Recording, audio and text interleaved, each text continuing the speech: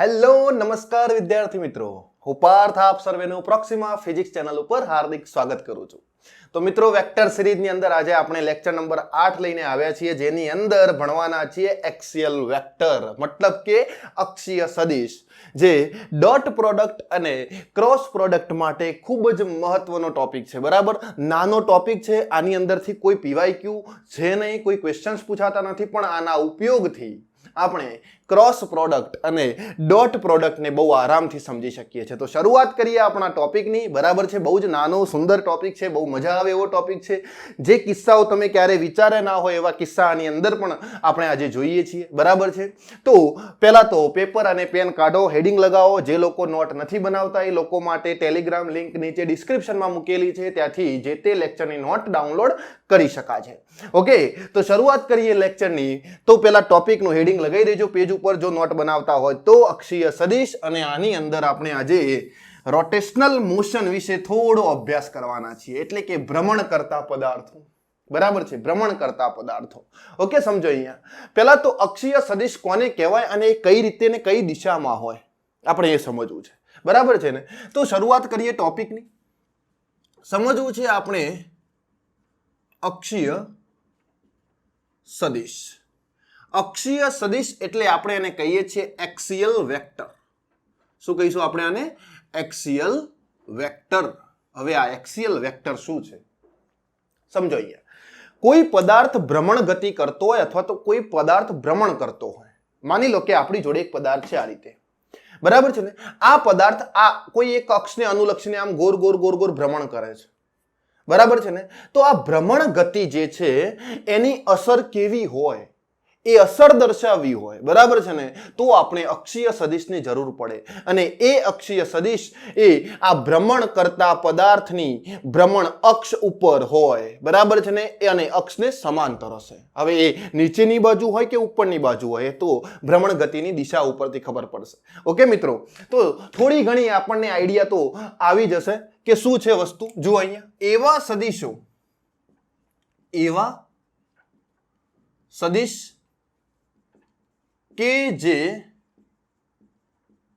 ભ્રમણ કરતા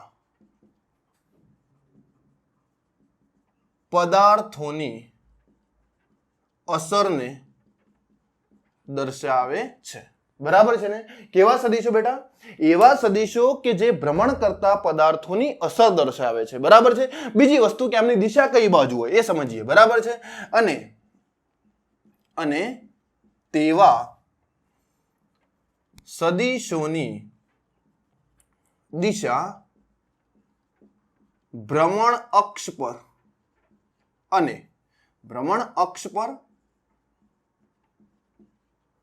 અને ભ્રમણ અક્ષને સમાંતર હોય છે. આ ખાસ મુદ્દો છે, યાદ રાખીશું આપણે. બરાબર છે ને? આવા સદિશોની દિશા કઈ જગ્યાએ જોવા મળશે આપણને? ભ્રમણ અક્ષ ઉપર જોવા મળશે અને ભ્રમણ અક્ષને સમાંતર જોવા મળશે. હવે એવા પદાર્થો કયા છે કે જે રોટેશનલ મોશન કરે છે, જે ભ્રમણ ગતિ કરે છે. બરાબર છે ને? તો લાઈક પંખો. બરાબર છે? બીજી એક વસ્તુ કે આપણે કૂવામાંથી પાણી કાઢતા હોય તો ગરગડી ભ્રમણ ગતિ કરશે. બરાબર છે? પૃથ્વી પોતાની ધરી ઉપર ફરે છે, એ પણ ભ્રમણ ગતિ છે. તમે કોઈ એક પદાર્થને દોરીથી બાંધી દો અને આમ ફેરવો તો એ પણ એક ભ્રમણ ગતિ છે. બરાબર છે? આ બધી જ અલગ અલગ પ્રકારની ભ્રમણ ગતિઓ. સાયકલનું ટાયર, બાઇકનું ટાયર, ગાડીનું ટાયર, આ બધી જ ભ્રમણ ગતિઓ છે. બરાબર છે ને? તો આ ભ્રમણ ગતિને દર્શાવવા માટે અથવા તો એની અસરને સમજવા માટે આપણે અક્ષીય સદિશ સમજવો પડશે. બરાબર ને? આ સમજાશે તો જ ક્રોસ પ્રોડક્ટ અને ડોટ પ્રોડક્ટ આરામથી સમજાશે મિત્રો. ચલો અહીંયા જુઓ. હવે પહેલા તો ભ્રમણ ગતિ સમજવા માટે આપણી જોડે રેખીય પરિમાણો હતા. રેખીય પરિમાણ એટલે કે લિનિયર પેરામીટર્સ કહેવાય છે ને. બરાબર છે ને? સમજો અહીંયા રેખીય પરિમાણ કોને કહીશું? માની લો કે કોઈ એક પદાર્થ ગતિ કરે છે તો એનું સ્થાનાંતર સીધી રેખામાં કરતો હોય તો x જેટલું સ્થાનાંતર હોય. બરાબર છે ને? આપણે એને x વડે દર્શાવતા હતા. આને શું કહેવાય? સ્થાનાંતર. ક્લિયર આટલી વસ્તુ? ડન. સ્થાનાંતર પછી વેગ આવે. કયો? રેખીય વેગ dx બાય dt. આ કયો વેગ છે ભાઈ? રેખીય વેગ છે. ઓકે, ત્યાર પછી શું આવશે? પ્રવેગ આવશે. કેવો? dv by dt. આ કયો પ્રવેગ? રેખીય પ્રવેગ. ક્લિયર આટલી વસ્તુ? હવે કોઈ પદાર્થનો પ્રવેગ હોય એનો મતલબ એવો થયો કે એના ઉપર બળ લાગે છે F બરાબર ma જેટલું. તો આ બળ કયું છે ભાઈ? રેખીય બળ છે. પદાર્થના ઉપર જે તે દિશામાં પ્રવેગ હોય એ દિશામાં બળ લાગતું હશે, અથવા તો જે દિશામાં બળ લાગતું હશે એ દિશામાં પ્રવેગ હશે. ક્લિયર આટલી વસ્તુ? અને બીજી એક વસ્તુ હતી મોમેન્ટમ P બરાબર mv. આ વસ્તુ તમે 9મા અને 10મા ધોરણની અંદર બહુ સારી રીતે સમજેલા છો. ઘણા લોકો 11મું ભણીને બેઠા હોય જોવા માટે, તો 11માની અંદર પણ આ બધી વસ્તુ આવેલી જ છે. બરાબર? હવે આપણે આ વસ્તુ સમજાવી કે આ બધા રેખીય પરિમાણ છે. આની અંદર રેખીય સદિશો વપરાય. બરાબર છે ને? કયા સદિશો? રેખીય સદિશો. આપણે ભણીએ છીએ અક્ષીય સદિશો, અને અક્ષીય સદિશો એ કોણીય પરિમાણમાં યુઝ થશે. કયા પરિમાણમાં ભાઈ? કોણીય પરિમાણ. અને આ કોણીય પરિમાણ એટલે એંગ્યુલર પેરામીટર. બરાબર? શું કહેવાય? અને એંગ્યુલર પેરામીટર. અને એંગ્યુલર પેરામીટર એ ખૂબ મહત્વના છે અક્ષીય સદિશ સમજવા માટે. કયા છે ભાઈ? Angular parameters. હવે સમજો અહીંયા આ એંગ્યુલર પેરામીટર્સ એટલે કે કોણીય પરિમાણ કયા કયા? માની લો કે કોઈ એક પદાર્થ છે, અહીંયા આ r ત્રિજ્યાના વર્તુળ ઉપર ગતિ કરે છે અને અહીંયાથી પદાર્થ ચાલીને અહીંયા સુધી આવે છે. માની લો કે આ ખૂણો થીટા જેટલો કપાય છે. બરાબર? આટલી એની જે સ્થાનાંતર કરવાની જે ઘટના છે એ આટલાની અંદર થાય છે. બરાબર? આ ત્રિજ્યા છે, અહીંયાથી પદાર્થ ચાલીને અહીંયા સુધી આવે છે એટલે થીટા ખૂણો બનાવે છે. બરાબર છે ને? તો આ ભ્રમણ ગતિ થઈ, પદાર્થની ભ્રમણ ગતિ. અહીંયાથી ચાલીને પાછો અહીંયા આવશે, પાછો અહીંયાથી ચાલીને અહીંયા આવશે. આ ભ્રમણ ગતિ સતત ચાલુ રહેશે. તો અહીંયા જે થીટા છે ને એ પદાર્થનું સ્થાનાંતર છે. શું છે ભાઈ? સ્થાનાંતર. પણ કયું સ્થાનાંતર? કોણીય સ્થાનાંતર છે. કયું સ્થાનાંતર છે મિત્રો? કોણીય સ્થાનાંતર છે. બરાબર છે? જો સ્થાનાંતર ઉપરથી વેગ મળતો હોય તો કોણીય સ્થાનાંતર ઉપરથી કોણીય વેગ મળશે આપણને, અને કોણીય વેગને આપણે ઓમેગા વડે દર્શાવીએ છીએ, અને ઓમેગા બરાબર કોણીય સ્થાનાંતર ભાગ્યા કોણીય સમય d થીટા બાય dt, અને આને કહેવાય કોણીય વેગ. બરાબર છે? ત્યાર પછી શું આવશે? કોણીય પ્રવેગ. કોણીય પ્રવેગને આપણે આલ્ફા વડે દર્શાવીએ છીએ, d ઓમેગા બાય dt, એટલે કોણીય વેગ ભાગ્યા સમય એટલે કોણીય પ્રવેગ કહેવાય આને. ક્લિયર આટલી વસ્તુ?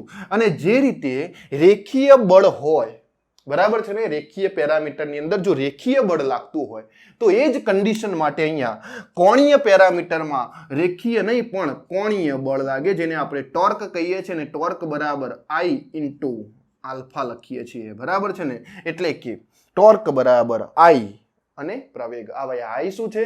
તો એ જડત્વની ચાક માત્રા છે. એ બધી આપણે વસ્તુની ચર્ચા પછી કરીશું 11th ની અંદર. જે રીતે આમાં બળ છે એ રીતે આમાં ટોર્ક છે. શું છે ભૈયા? ટોર્ક છે. આ યાદ રાખો. આને શું કહેવાય? ટોર્ક કહેવાય. ક્લિયર આટલી વસ્તુ મિત્રો? આને શું કહીશું આપણે? ટોર્ક. તો આ બધા જ પદાર્થોની દિશા, બરાબર, અરે સોરી, આ પરિમાણની દિશા એ રેખા ઉપર હોય, જે તે રેખામાં પદાર્થ ગતિ કરે છે. તો અહીંયા આ કોણીય પરિમાણની દિશા કઈ બાજુ હોય? તો કોણીય પરિમાણની દિશા એ કઈ બાજુ હશે ભાઈ? ભ્રમણ અક્ષ ઉપર હોય, અને ભ્રમણ અક્ષને સમાંતર હોય. બરાબર છે ને? તો આપણે હવે આ વસ્તુ સમજીએ કે ભ્રમણ અક્ષ ઉપર તો ખરું, પણ કઈ દિશામાં? ઉપરની બાજુ, નીચેની બાજુ પદાર્થ આમ ફરતો હોય. બરાબર છે ને? માની લો કે અહીંયા પદાર્થ છે ને આ રીતે ફરે છે કોઈ, તો આ એની અક્ષ થઈ, આ એની અક્ષ. તો આ અક્ષ ઉપર એ કોણીય સ્થાનાંતર ઉપર હોય, નીચે હોય, કોણીય વેગ ઉપર હોય, નીચે હોય, કોણીય પ્રવેગ ઉપર હોય, નીચે હોય. આપણે એ વસ્તુ સમજવી છે. બરાબર છે ને? તો ખાસ ધ્યાન આપો. હવે પહેલા આનો સ્ક્રીનશોટ લઈ લો, સરસ મજાનો લેવાઈ ગયો સ્ક્રીનશોટ. ચલો સમજો. અહીંયા હવે થોડું એક સમજી લઈએ, પછી આપણે આગળ જઈએ. બરાબર? રેખીય સ્થાનાંતર એટલે માની લો કે પદાર્થ આ અહીંયા સપાટી ઉપર અહીંયા મૂકેલો છે મેં, m દળનો પદાર્થ. બરાબર ને?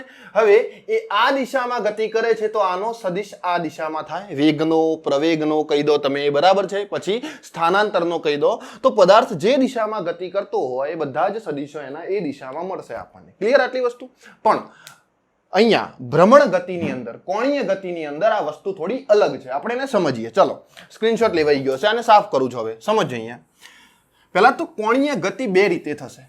કેટલી રીતે થશે? બે રીતે. કઈ કઈ? એક તો ઘડિયાળના કાંટાની દિશામાં હોય, અને બીજું ઘડિયાળના કાંટાની વિરુદ્ધ દિશામાં, એટલે કે સમઘડી દિશા અને વિષમઘડી દિશા, જેને આપણે કહીએ છીએ. બરાબર? સમજો. અહીંયા પહેલા સમજીએ સમઘડી દિશા.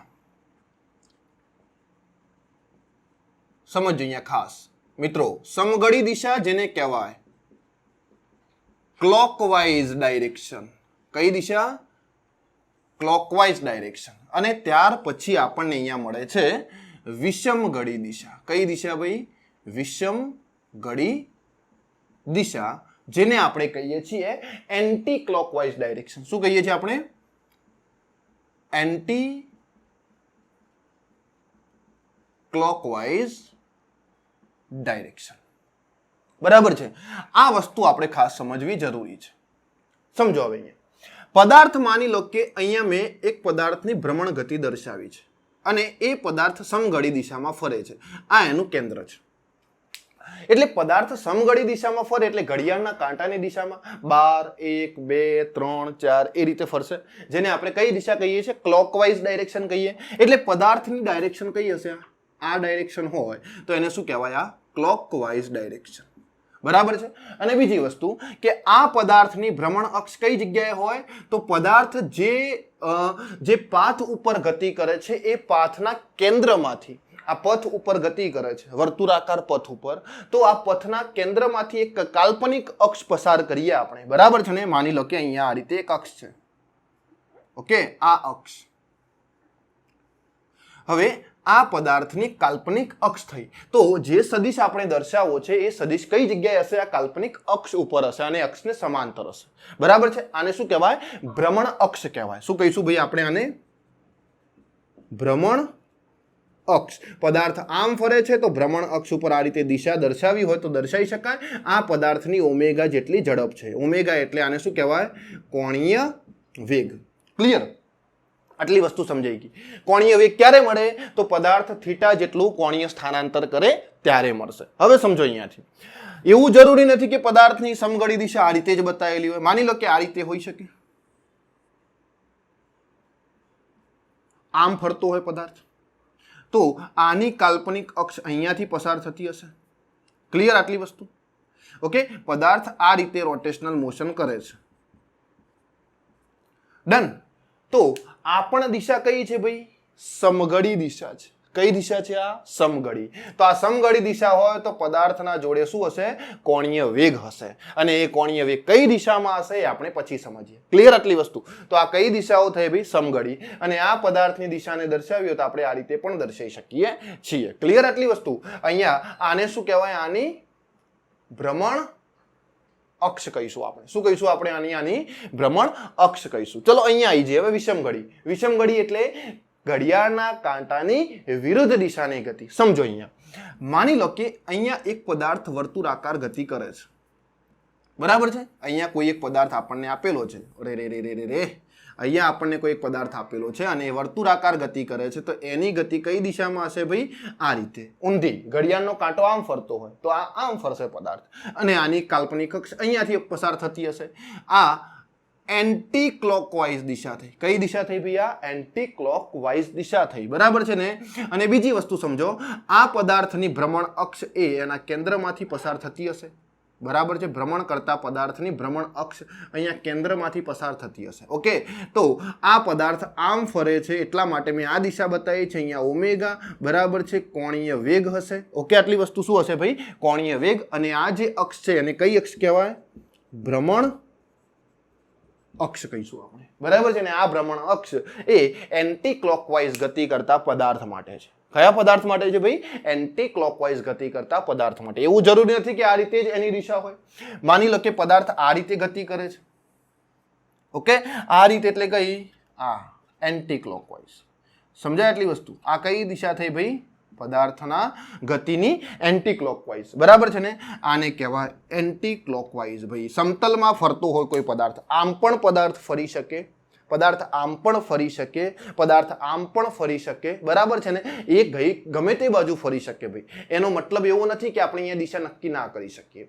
પદાર્થ જે સમતલમાં ફરે છે, જે સમતલમાં પરિભ્રમણ ગતિ કરે છે, બરાબર છે ને, એ સમતલને અનુલક્ષીને આપણે દિશા નક્કી કરવાની છે. બરાબર? હવે એ દિશા તો આપણે પછી જોઈએ કે અક્ષની સદિશોની દિશા કઈ બાજુ હશે. તો જુઓ અહીંયા આનું કેન્દ્ર અહીંયા છે, ભ્રમણ કરતા પદાર્થનું કેન્દ્ર.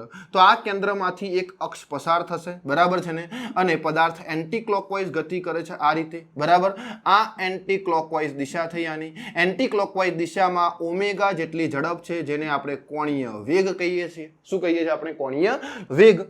હવે આ ભ્રમણ અક્ષ કહેવાય આની.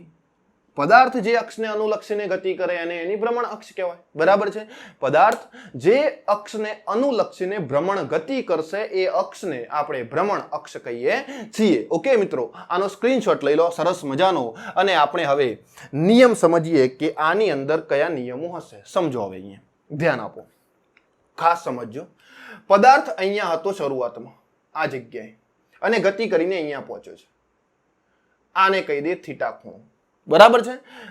અહીંયા પણ સમજો, પદાર્થ અહીંયા હતો અને ગતિ કરીને અહીંયા પહોંચ્યો છે, એટલે અહીંયા થીટા ખૂણો જેટલો શું કર્યું છે? એને કોણીય સ્થાનાંતર કરેલું છે. આમાં પણ એવું છે, ક્લોકવાઇઝ દિશામાં ફરે છે એટલે પદાર્થ અહીંયાથી અહીંયા પહોંચેલો હશે, બરાબર. આટલું. અહીંયા પણ ક્લોકવાઇઝ દિશા છે એટલે પદાર્થ અહીંયાથી અહીંયા પહોંચેલો હશે. ક્લિયર? પણ સ્થાનાંતર કેટલું? કોણીય સ્થાનાંતર થીટા જેટલું છે. હવે અહીંયા જુઓ, પદાર્થ અહીંયા હતો અને ત્યાંથી અહીંયા પહોંચ્યો છે, તો અહીંયા પણ થીટા જેટલું શું થયું હશે ભાઈ? કોણીય સ્થાનાંતર થયેલું હશે, બરાબર. એ જ રીતે અહીંયા પણ પદાર્થ અહીંયા છે, અહીંયાથી ગતિ કરીને આટલે પહોંચ્યો છે, તો અહીંયા પણ કોણીય સ્થાનાંતર કેટલું થયેલું છે? થીટા જેટલું થયેલું છે. હવે સમજો, આની અંદર કોણીય સ્થાનાંતર થીટા, બરાબર છે. ત્યાર પછી આલ્ફા અને ત્યાર પછી ઓમેગા. થીટા એટલે કોણીય સ્થાનાંતર, બરાબર છે. અહીંયા હું લખું કોણીય વેગ અને કોણીય પ્રવેગ. આ ત્રણ વસ્તુ, આ સ્થાનાંતર, વેગ અને પ્રવેગ પણ કેવા છે? આ બધા કોણીય પેરામીટર છે, બરાબર છે ને.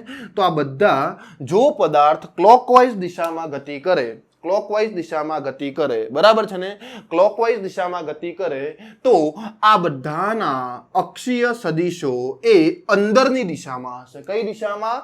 સમતલને લંબ અંદરની દિશામાં, અથવા તો આવું લખી શકાય, પૃષ્ઠને લંબ અંદરની દિશામાં. કઈ બાજુ? અક્ષ પર અને અક્ષને સમાંતર. ક્લિયર આટલી વસ્તુ ભાઈ? હવે આ દિશા કઈ રીતે નક્કી થઈ? પૃષ્ઠને લંબ અંદરની દિશા, એ હમણાં સમજાવું. હવે અહીંયા જુઓ, ચલો અહીંયા સમજો. પદાર્થ આ રીતે ગતિ કરે છે, ક્લોકવાઇઝ. ક્લોકવાઇઝ ગતિ કરશે તો આ બધા જ સદિશો આમ મૂકી દઉં તો અંદર હતા. હવે આમ કરું તો એ બધા જ ક્યાં થશે? નીચે થશે. ઓકે, આમ ફરતો તો પદાર્થ તો સદિશો અંદર હતા, અને એ જ પદાર્થ જો આમ ફેરવીએ તો સદિશો પાછા ક્યાં આવશે? નીચે આવશે. તો જો આવું લખી શકાય. તો અહીંયા ઓમેગા ને બધું અંદરની તરફ છે, તો અહીંયા ઓમેગા થીટા ને બધું કઈ બાજુ હશે? નીચેની તરફ. થીટા, ઓમેગા, આલ્ફા, આ બધું કઈ બાજુ? અક્ષ ઉપર અને અક્ષને સમાંતર. કઈ બાજુ? નીચેની તરફ. અક્ષ પર, અક્ષને સમાંતર, નીચેની તરફ હશે સદિશો, બરાબર છે ને. ઓકે, કયા સદિશો? થીટા, ઓમેગા અને આલ્ફા ત્રણે સદિશ ભૌતિક રાશિઓ છે, બરાબર. હવે અહીંયા જુઓ, ચલો. અહીંયા પદાર્થ કઈ બાજુ ગતિ કરે છે? Anti clockwise. એન્ટી ક્લોકવાઇઝ ગતિ કરે તો થીટા, ઓમેગા અને આલ્ફા એ કઈ દિશામાં હશે? પૃષ્ઠને લંબ, પૃષ્ઠને લંબ બહારની દિશામાં. ક્લિયર? અહીંયા પૃષ્ઠને લંબ અંદરની દિશા હતી, તો અહીંયા પૃષ્ઠને લંબ બહારની દિશા થઈ ગઈ. કેમ? પદાર્થની ગતિ કરવાની દિશા બદલાઈ ગઈ, કોણીય વેગ બદલાયો. અહીંયા કોણીય વેગ સમઘડી દિશામાં હતો, અહીંયા એન્ટી ક્લોકવાઇઝ દિશામાં છે, બરાબર. તો સમજો, અહીંયા પૃષ્ઠને લંબ બહારની દિશા થઈ. કઈ જગ્યાએ હશે? અક્ષ પર અને અક્ષને સમાંતર, બરાબર. હવે અહીંયા જુઓ, એન્ટી ક્લોકવાઇઝ પદાર્થ આ રીતે ફરે છે, આ રીતે ફરતો હોય પદાર્થ, તો અહીંયા જુઓ, આમ ફરતો તો બહારની બાજુ હતા. પદાર્થ આમ ફરે છે તો સદિશ બહારની બાજુ છે. હવે આ પદાર્થને આપણે આમ કરી દો તો સદિશ ઉપરની બાજુ થઈ જશે, બરાબર છે ને. કઈ બાજુ થશે ભાઈ? ઉપરની બાજુ. તો આની અંદર થીટા, ઓમેગા, આલ્ફા કઈ બાજુ હશે ભાઈ? ઉપરની તરફ, અક્ષના ઉપર અને અક્ષને સમાંતર. ક્લિયર? આટલી વસ્તુ સમજાઈ. પણ આ દિશા કઈ રીતે નક્કી કરી? તો દિશા નક્કી કરવાની એક રીત છે. પહેલા આનો સ્ક્રીનશોટ લઈ લો સરસ મજાનો, પછી આપણે રીત જોઈએ. ઓકે મિત્રો, ડન, લેવાઈ ગયો સ્ક્રીનશોટ, સમજાઈ રહ્યું છે સરસ મજાની વસ્તુ. ઓકે ચલો, હવે આ એન્ટી ક્લોકવાઇઝ અને ક્લોકવાઇઝ પદાર્થોની દિશા નક્કી કરવા માટેની જે રીત છે, બરાબર છે ને, પદ્ધતિ છે, બરાબર છે, અક્ષીય સદિશોની દિશા નક્કી કરવાની પદ્ધતિ સમજો. અહીંયા સિમ્પલ, પહેલા લખી નાખીએ અક્ષીય સદિશ નક્કી કરવાની પદ્ધતિ, બરાબર છે, અક્ષીય સદિશ નક્કી કરવાની પદ્ધતિ. માની લો અહીંયા મારી જોડે એક પદાર્થ છે, આ બોટલ છે. હવે આ બોટલનું ઢાંકણું છે અહીંયા. હવે આ ઢાંકણાને જો હું આ રીતે ફેરવું, આ રીતે, આ કઈ દિશા થઈ? Anti clockwise. એન્ટી ક્લોકવાઇઝ દિશા છે. એન્ટી ક્લોકવાઇઝ તો ઢાંકણું કઈ બાજુ જશે? ઉપરની બાજુ જશે. આમ કઈ બાજુ? ઉપરની બાજુ જશે. એટલે એનો મતલબ એવો થયો કે આ પદાર્થને જો આમ ફેરવીશ એન્ટી ક્લોકવાઇઝ તો એ ઉપરની બાજુ જાય છે. એટલે એનું કોણીય સ્થાનાંતર, કોણીય પ્રવેગ અને કોણીય વેગ કઈ બાજુ છે? ઉપરની બાજુ છે. ફિલિંગ આવે છે ભાઈ? ઓકે ચલો, બીજી વસ્તુ સમજો. આ જ ઢાંકણને બોટલ ઉપર મૂકી દઉં અને હું ક્લોકવાઇઝ ડાયરેક્શનમાં ફેરવું, ક્લોકવાઇઝ ડાયરેક્શનમાં, આ રીતે સમજો, આ રીતે ફેરવું, આ રીતે, તો આ ઢાંકણું ક્યાં જશે? નીચેની બાજુ જશે. ફિટ થઈ ગયો. ઓકે, ક્યાં જશે? નીચેની બાજુ. એટલે પદાર્થ જો ક્લોકવાઇઝ ફરતો હોય, આ ક્લોકવાઇઝ થઈ, આ ક્લોકવાઇઝ થઈ, જો ક્લોકવાઇઝ ફરે તો અક્ષીય સદિશ કઈ બાજુ? નીચેની બાજુ. કોણીય સ્થાનાંતર નીચે થયું એનું, બરાબર છે. કોણીય પ્રવેગ નીચે છે એનો, કોણીય વેગ નીચે છે. અને જો એન્ટી ક્લોકવાઇઝ ફેરવું તો ઉપર છે, ઉપર છે, ઉપર. ઓકે, પણ આ કઈ રીતે નક્કી કરવાનું? તો એના માટે આપણે એક નિયમ યાદ કરીએ સરસ મજાનો, અને એ નિયમ છે આપણો જમણા હાથના અંગૂઠાનો નિયમ, બરાબર છે ને. ઓકે, આ પદ્ધતિ શું છે ભાઈ? જમણા હાથના અંગૂઠાના નિયમ મુજબ સમજીએ આપણે. ઓકે, હવે આ જમણા હાથના અંગૂઠાનો નિયમ શું ભાઈ? તો જુઓ અહીંયા સમજો. પહેલા તો માની લો કે મારી જોડે પદાર્થ આ રીતે છે અને આ પદાર્થ સમઘડી દિશામાં ફરે છે અને આ એની કાલ્પનિક અક્ષ છે, બરાબર છે. ઓકે, અહીંયા પદાર્થ કઈ દિશામાં ફરે છે ભાઈ? સમઘડી દિશામાં. ડન. તો સમજો, અહીંયા સમઘડી દિશામાં ફરે તો જમણો હાથ પકડો, પકડ્યો, આ પકડ્યો, જમણો હાથ. હવે જે બાજુ પદાર્થ ફરતો હોય એ આંગળીઓ એ બાજુ ફેરવો. આમ ફરે છે, સમઘડી દિશા, આમ આમ થશે.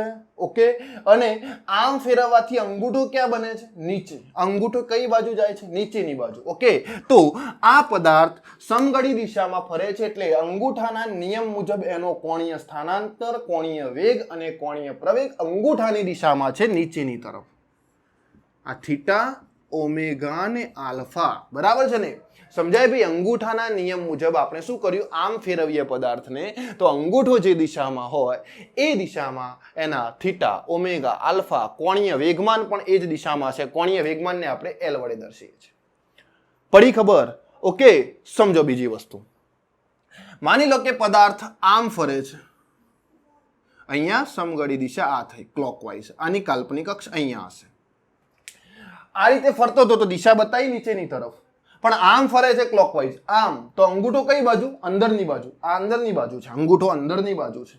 તો અંદરની દિશા કઈ રીતે દર્શાવવાની? હવે પૃષ્ઠને અંદર દિશા કઈ રીતે દર્શાવવાની ભાઈ? તો પૃષ્ઠને જો પદાર્થ સમઘડી દિશામાં ફરે તો અંદરની તરફની દિશા આપણે આ રીતે ક્રોસ કરીને દર્શાવીએ છીએ, આ દર્શાવીએ છીએ. અને આ ક્રોસ શું દર્શાવે છે ભાઈ? આ ક્રોસ શું દર્શાવે છે? તો પૃષ્ઠને લંબ અંદરની તરફની દિશા છે, બરાબર છે. આ શું છે? પૃષ્ઠને લંબ અંદરની દિશા, બરાબર છે, અથવા તો અંદર તરફની દિશા, બરાબર. પૃષ્ઠને લંબ અંદર તરફની દિશા. એટલે અહીંયા થીટા, ઓમેગા, આલ્ફા બધું કઈ દિશામાં હશે? આ દિશામાં હશે, અંદરની તરફ, બરાબર. આ ઇનસાઇડ દિશા બતાવે છે. કઈ ભાઈ? Inside direction. અહીંયા ક્લોકવાઇઝ પદાર્થ માટે ડાયરેક્શન કઈ મળી? ઇનસાઇડ. સમજાઈ વસ્તુ આટલી? ચલો, હવે આપણે બીજી એક વસ્તુ સમજો. જો પદાર્થ એન્ટી ક્લોકવાઇઝ ફરતો હોય, આ રીતે, આ રીતે એન્ટી ક્લોકવાઇઝ, સમજાય? આ રીતે એન્ટી ક્લોકવાઇઝ, તો આની ભ્રમણ અક્ષ અહીંયા છે હવે એન્ટી ક્લોકવાઇઝ ફરે છે આ રીતે. કઈ દિશા છે ભૈયા? Anti clockwise. તો આમાં મારે થીટા, આલ્ફા અને ઓમેગાની દિશા બતાવી હોય તો જમણો હાથ પકડો. આમ ફરે છે એન્ટી ક્લોકવાઇઝ, તો અંગૂઠો કઈ બાજુ? ઉપરની બાજુ. તો અંગૂઠો ઉપરની બાજુ થશે અહીંયા. એટલા માટે થીટા, ઓમેગા, આલ્ફા એ કઈ દિશામાં છે? ઉપર તરફ, અપવર્ડ ડાયરેક્શન. આ કઈ ડાયરેક્શન છે ભાઈ? ડાઉનવર્ડ ડાયરેક્શન, એટલે નીચેની તરફ. બરાબર છે. અહીંયા અપવર્ડ ડાયરેક્શન. કઈ ડાયરેક્શન? Upward direction. એટલે કઈ દિશા થઈ? આ ઉપરની તરફની દિશા થઈ. ઓકે, ઉપરની તરફ. પણ જો પદાર્થ આમ ફરતો હોય, સમતલમાં જ ફરતો હોય આ રીતે, બરાબર છે ને, તો આ થાય એની એન્ટી ક્લોકવાઇઝ ડાયરેક્શન. ઓકે, અહીંયા તો ક્લોકવાઇઝ સમજી લીધી આપણે, સમજી લીધી ભાઈ ક્લોકવાઇઝ. ઓકે, હવે એન્ટી ક્લોકવાઇઝ એટલે અહીંયા શું થશે? આની અક્ષ થશે. એન્ટી ક્લોકવાઇઝ ફરે છે તો આંગળીઓ મૂકો જમણા હાથની. એન્ટી ક્લોકવાઇઝ તો દિશા કઈ બાજુ? બહારની બાજુ છે. અને આ બહારની બાજુ દર્શાવવા માટે અહીંયા શું કરીશું આપણે? આ રીતે બતાવીશું, ડોટ કરીને ઉપર આવું નાનકડું સર્કલ. અને આ પોઈન્ટ શું બતાવે છે આપણને? આ નિશાની શું બતાવે છે? શું બતાવે છે ભાઈ? પૃષ્ઠને લંબ બહારની તરફ બતાવે છે. અહીંયા અંદરની તરફ બતાવતું તો આવું ક્રોસ હતું એ. તો અહીંયા ડોટ શું બતાવે છે આપણને? પૃષ્ઠને લંબ બહારની દિશા. બરાબર છે, અથવા તો અંદરની દિશા. આ કઈ દિશા? બહાર તરફની દિશા બતાવે છે. ઓકે મિત્રો, આ આપણને દિશા નક્કી કરવાની વસ્તુ સમજાઈ. માની લો કે પદાર્થ આમ ફરતો હશે તો આનો કોણીય વેગ, કોણીય પ્રવેગ કઈ દિશામાં હશે? તો આમ ફરે છે તો આંગળીઓ મૂકો, અહીંયા આની અક્ષ છે તો આ દિશામાં હશે. ઓકે, સમજાઈ વસ્તુ? સમજાય વસ્તુ? આનો સ્ક્રીનશોટ લઈ લો. આવા નાનકડા 2-3 ઉદાહરણ જોઈ લઈએ આપણે, પછી આપણે આગળ જઈએ. ચલો, ઓકે, લેવાઈ ગયું સ્ક્રીનશોટ. ડન, સરસ. હવે સમજો અહીંયા જમણા હાથના નિયમ મુજબ જે આપણે પદ્ધતિ નક્કી કરી છે, બરાબર છે, આપણે જે પદ્ધતિનો ઉપયોગ કર્યો છે એ પદ્ધતિ બહુ સરસ મજાની છે ને એ જ રીતે આપણે દિશા નક્કી કરીશું. સમજો અહીંયા કોઈ એક પદાર્થ છે એ આ રીતે વર્તુળાકાર ગતિ કરે છે, કોઈ એક પદાર્થ છે એ આ રીતે વર્તુળાકાર ગતિ કરે છે, બરાબર છે. આ છે એન્ટી ક્લોકવાઇઝ, આ છે એન્ટી ક્લોકવાઇઝ, બરાબર છે. અહીંયા લઈ લઈએ આપણે ક્લોકવાઇઝ, બરાબર. ત્યાર પછી અહીંયા હું દર્શાવું એક પદ્ધતિ